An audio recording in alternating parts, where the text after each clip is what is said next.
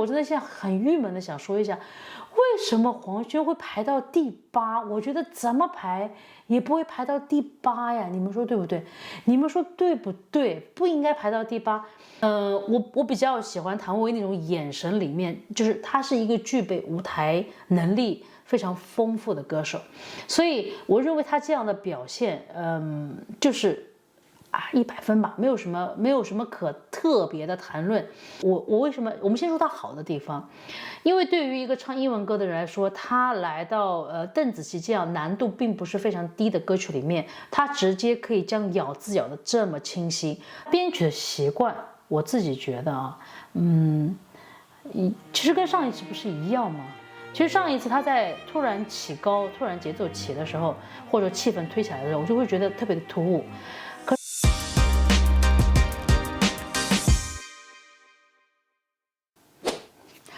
嗨，我是专注健康发声的 NONO 老师，欢迎来到上麦的频道，和 NONO 一起学发声。OK， 很好，我们来到了2024歌手的第8期。那我觉得这一期看点非常的多，我们可以在里面分享很多新的信息。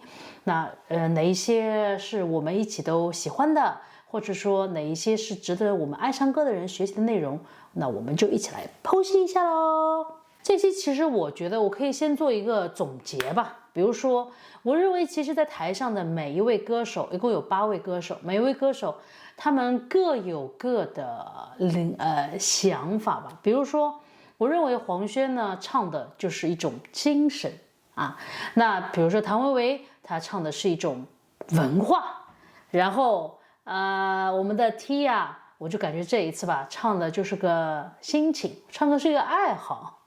那英唱的是怀情。汪苏泷该怎么说呢？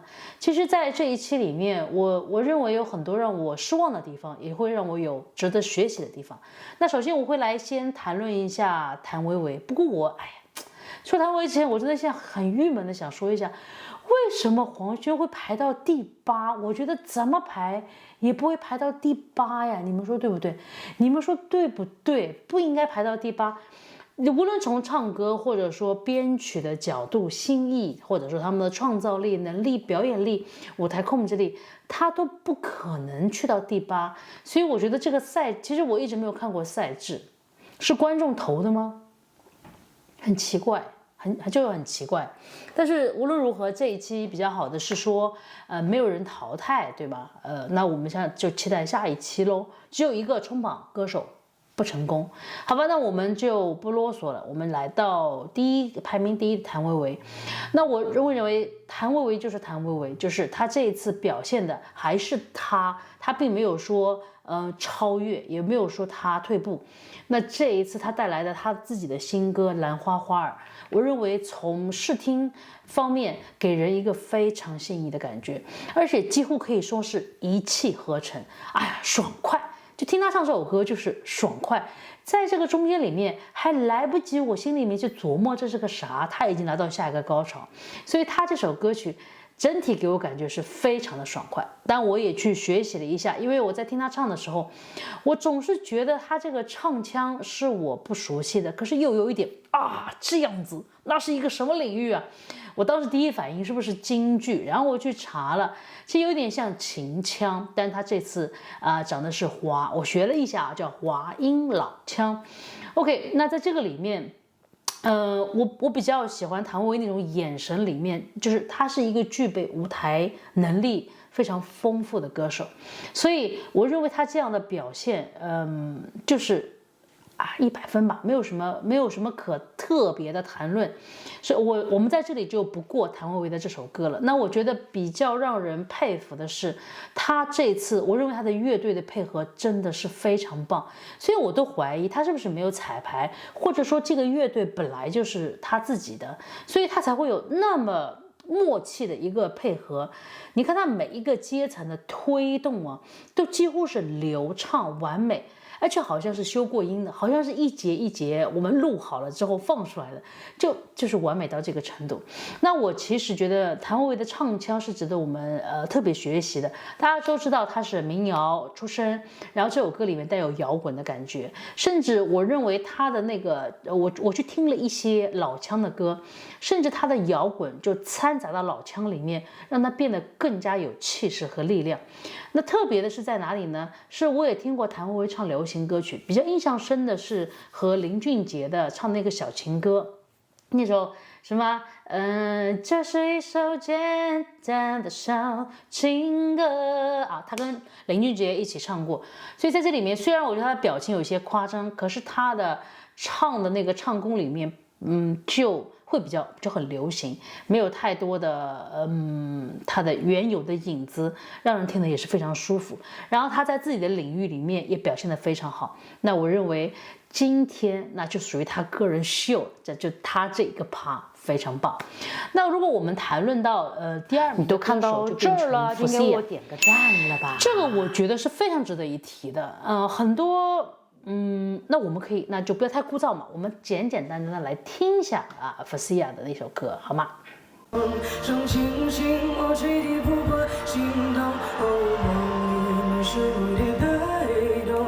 ？OK， 所以我很多人对他的评价，或者说他可以冲到第二。那我想在这里表达的是，我反倒是觉得 Fasiya 他是要非常非常小心他自己唱歌的这个状态。为什么我这样评价呢？因为毕竟是年轻厉害。我为什么？我们先说他好的地方，因为对于一个唱英文歌的人来说，他来到邓紫棋这样难度并不是非常低的歌曲里面，他直接可以将咬字咬得这么清晰。那我相信很多人都听过这样的评价，在我这里就没有太大的意义去评论。那我可以教一下，对于这类歌，很想去快速学习咬字的方法的朋友，你们看啊。他可以这么快进入，就好像他其实不懂里面的意思，可能有一个大概的理解，所以我们要尽快的咬到那个字，就是将所有的元音标出来。而且我甚至认为，因为我把中文的元音标成10个，英文的元音就是5个嘛，所以我认为 Fasiya 在唱这个中文歌曲的时候，他应该并没有像我们中文这样标到10个，应该差不多就是5个。所以你看他在梦里你是无敌的黑洞。他确定了共鸣的位置，稳定，将每一个字、每一个元音都放在固定的位置里面，固定的共鸣里面。第二，他将元音唱得非常的重，将所有的时间、力量跟共鸣展现在元音里面，然后带上辅音。当然，我还是很佩服他能够唱得这么清晰。可是好就好在呢，这首歌曲它有一些就是节奏是比较明确的，一个字一个字一个一字，虽然抢拍，可是呢，反倒能够帮助他快速的去掌握。好，你看，哦，梦里你是无敌，你是无敌，你听啊，滴滴滴滴啊，这个音，我相信 Fasiya 抢到是没有问题的。然后再用你的元音。梦里 o e e r u e a o， 所以梦里你是无敌的黑洞黑洞 a o， 所以他尽快的将他这些元音放进一个稳定的共鸣。容易在哪里呢？就是这首歌它大部分在 verse 的部分的时候，它都是在固定的共鸣里面，鼻音上口腔。所以他整一个唱的就让你觉得哇塞，你又听得懂中文，又跟邓紫棋一模一样可是问题就来了，我们听一下哦。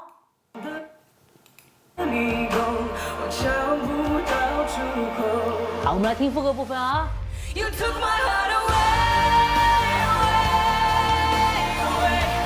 我很喜欢这个部分，是因为他没有将 chorus 的部分使用他自己习惯的共鸣，他用的是靠前鼻音，有一些像邓紫棋的共鸣。You took my heart away。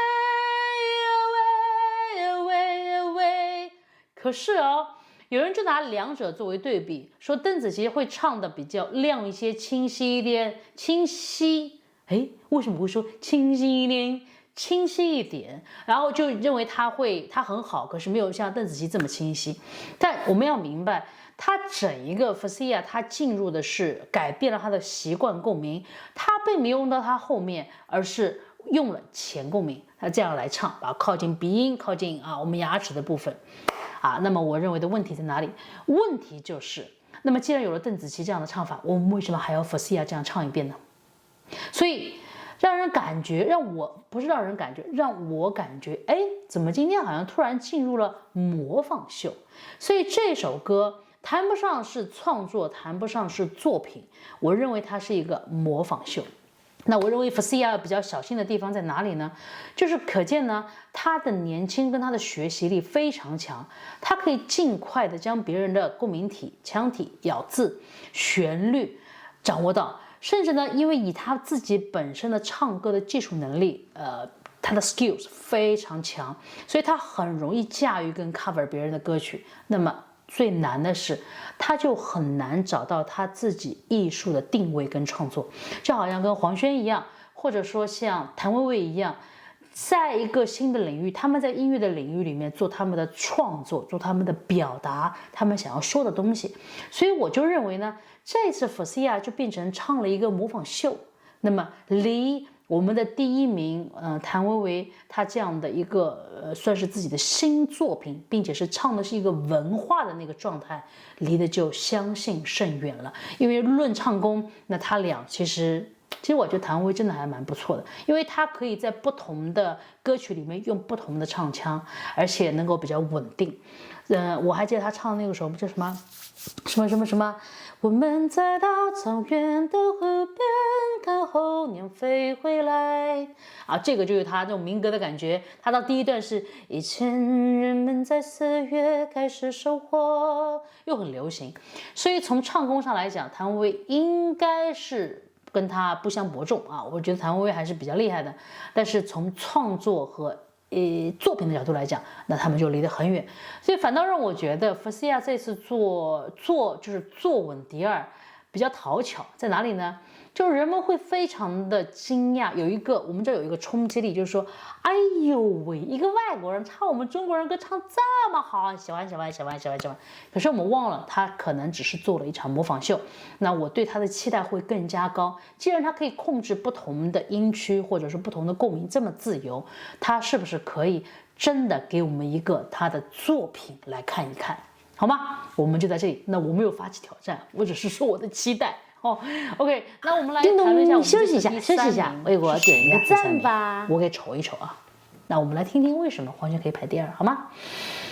哎呀，黄轩的同志们呀，你们看完这个也要看看其他的，对不对？当然，黄轩这一次排名，不知道大家什么心情那我们来看一下。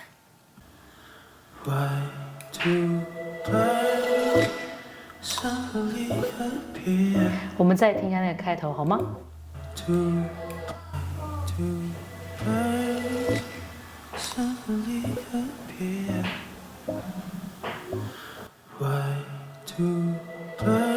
你们发现他的是人声先进再进乐器，那你知道这个东西并不是那么简单的呢。我非常喜欢他那些音乐，就是效果器做出来的那些音乐，非常好听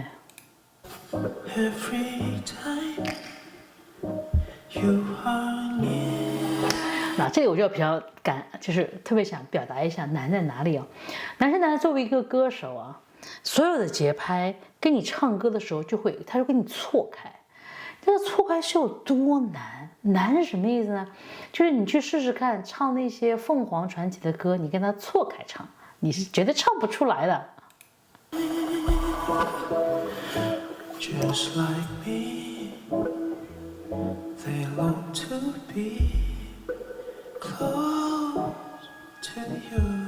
好，那我们就来谈一谈他这边还有一些难点在哪里首先，这首歌的编曲是被他整一个就大动过了。那么我还是能够隐约听见哒哒哒哒哒哒哒哒哒哒哒我还能知道这是这首歌，但是它都会隐约有一些而没有一些，它整一个就是爵士的部分是改了他自己喜欢的地方，还增加了很多内容，特别是他那个错拍的地方，我当时认为会对歌手的挑战非常大，而且音准基本就是靠黄轩自己的声音来带领。那么就在这里。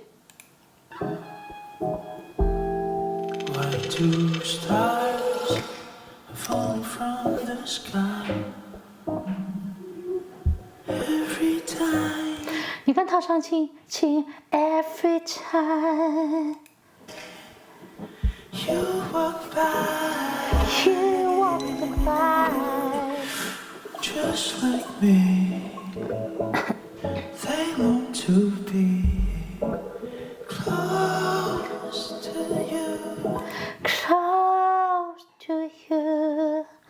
我们认为他这首歌，他用他自己的人声来从慵懒的感觉，然后再唱到那些气音的转换。其实他这首歌我们听过去，虽然好像一直是开始，然后就结束了，可你有没有发现，它其实里面是具备高潮的。第一，第二，其实这首歌曲最难的是什么？它什么时候开始的，跟它什么时候结束的，就像 close to you， 这个就是非常难的。什么意思呢？你们有没有试过，就是有人静悄悄的靠近你，然后静悄悄的离开，其实你都没有感觉，但是你又知道，这是非常难的。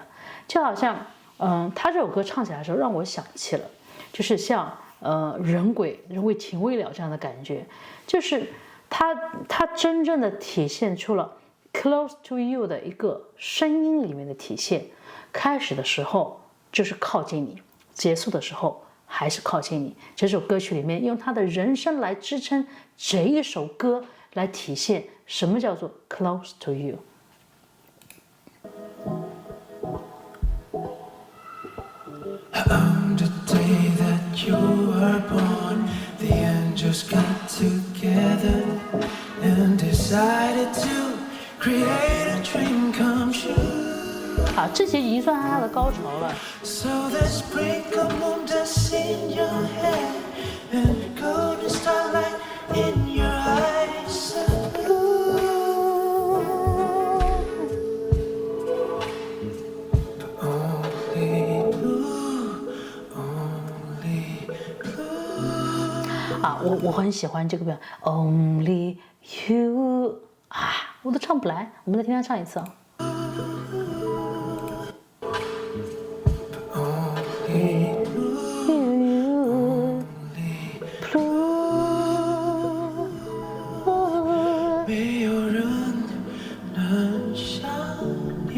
你看，他又开始接入他自己的其他的旋律了。整首歌曲里面充满了强弱控制，真的非常非常难。其实再来一个，我还是认为这首歌曲依然是好，进入它的高潮部分了。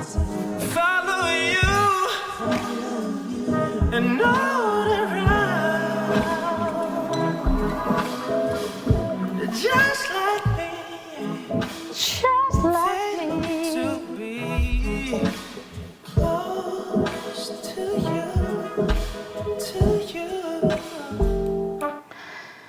OK， 我觉得我们这首歌，我建议喜欢黄轩的人最好是能够听5到6遍以上。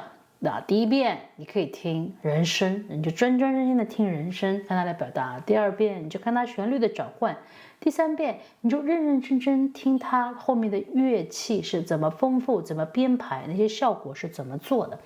然后第4遍把它凑在一块儿听，然后就感觉什么叫做靠近你，靠近你。再靠近你，然后靠近你到觉得不能够离开你，然后到了最后的结尾的部分，其实我倒觉得它结尾部分处理的非常特别。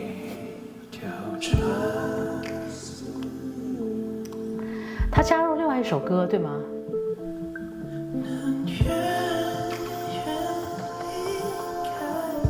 好，你看他已经开始 setting， 慢慢离开，靠近你，慢慢离开的一个过程。所以我倒是觉得黄轩在每一次歌曲里面，他都会注入他很强的他的意识，就是他想要表达的是什么。所以他每一首歌曲里面都具备很完整的诉说，即便他的每一个结尾，你看他这次的结尾就是你看他这结尾是安安静静的，然后就这样就结束了。很多人都说他这个歌曲不适合比赛。其实我倒是觉得是很挑战观众啊！我之前有讲过，黄轩的歌就是在乎你观众适不适应，你适应呢，他就排名往前一点；你不适应呢，排名就往后一点。所以这个其实是反倒是我们要来思考的是，像黄轩的歌曲，它从表达来讲，它是最完整的一个；其次，它从创作来讲是最具有他思想跟灵魂的人；再第三个，从人声的控制来讲，谁说一定要哇哇哇喊高音？你像孙楠每次都喊，你们说他是拯救。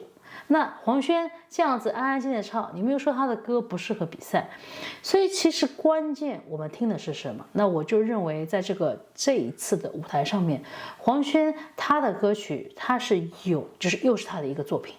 你想好了，谁这些歌曲回头去听的？我觉得我这一次下来回头会再去听的，那英的歌我会去听，然后我认为谭维维的歌我应该会再欣赏1到2遍，跟长期听会很累。那像黄轩的歌，其实真的，如果我工作，我喝咖啡，然后我休闲的时候，这首歌就可以循环在那里，它就会一直环绕你。所以像这样的作品，我们应该珍惜，应该去体会，特别是从歌手的难度角度来讲，那就作为歌手，一般错拍的歌真的非常难唱，因为歌手有些时候他会很依赖乐队，那甚至静点，那特别像那英这样的歌手，他的静点啊什么都会依赖鼓点啊，或者说拖住气氛、推高气氛，都会依赖乐队的建立。那在这个部分，你看黄轩又定定的坐在那里，就是坐在那里。我觉得他可能怕站起来都吵到你了，对吗？不够靠近你，所以他就是坐在那里，将用他自己的人生从头到尾跟你说了一个故事。所以你们怎么能把这样的歌排在第8呢？为什么把这样的歌排在第8呢？好，那从这个角度来讲，我比较好奇的是，观众们、听众们其实对汪苏泷的就是那个保留度啊是非常高的。其实有些时候我觉得惜才嘛也是对，可是对于黄轩来讲，他这样的歌曲，我觉得排到第2、第3都是不为过的。但我们就在这里聊一聊好了，就说福西亚来讲，他的歌从头到尾，是的，他的唱功是真的非常的好，可是他都谈不上是一个作品，只能说它是一场超级模仿秀，对吧？如果从蒙面唱将来讲，我们可能都猜不到他是谁。但是为什么像这样一个有高质量唱歌的歌手的技能，有创作又有叙说能力，完整度极高的歌排到了第8？那我倒也没有说我多偏爱他，一定要排到第1、第2。但是我们是怎么样来评价一个音乐？在这个地方，我们就可能就要反思一下来，这怎么能这样子呢？好，那我们反过来再说啊，我们对 Tia 的歌啊来理解说啊，他可能表现的不好，那排到第6 ，OK。可是像那这一次看到这里，请你为我点一个赞吧，谢谢哦。其实，那这样我们听一下啊。听见下雨的声音 ，OK。首先啊，我觉得他编曲的习惯，我自己觉得啊，其实跟上一次不是一样吗？其实上一次他在突然起高、突然节奏起的时候，或者气氛推起来的时候，我就会觉得特别的突兀。可是他这一次几乎用了同样的手法，就是他唱，然后突然我都觉得是莫名其妙，突然蹦吭就来了。好，我们来看一下，汪苏泷在这个地方唱功的问题啊。我倒是觉得，如果是真的是喜欢汪苏泷的粉丝们，真的要鼓励他在这个唱歌习惯上要有稍微调改。你看，窗台上，一他发声不对，2他喜欢用扁音，窗台上，even他唱的是气音，窗台上，而不窗台上。心跳着你看出现轻敲着伤心，他是想要唱气音，可是他因为发声的习惯不对，所以他整个音就会很扁。你看啊，凄美，扁的凄美，唱气音，凄美，凄美而动情，然后这里应该是尽可能拖而动情，多久？然后配合它。它也拖紧了，它尽可能拖久了。然后在拖久的时候，我们要做一个 volume 的渐小或者渐弱，要么就弱到强，或者是强到弱。心，然后拖没有，才能听见它编曲里面的雨的声音，听到了吗？而我听见下，你看这样。而我听见下，就让这大雨全都落下。他的习惯就在这里，所以他没有改这个习惯，就会对他整个音质的限制非常大。这里改了声音。请你用唇语说爱情。好，说爱 ，OK， 张开了，亲，他又闭上了，所以他嘴巴关的太快，所以他连共鸣都没有连带起来，他没有办法在时虚里面做转换，所以他整个音就给人耳朵里听起来就不通透，一直会盖，一直坏。那从黄轩的角度来讲，他在唱气音的时候，什么哒哒哒。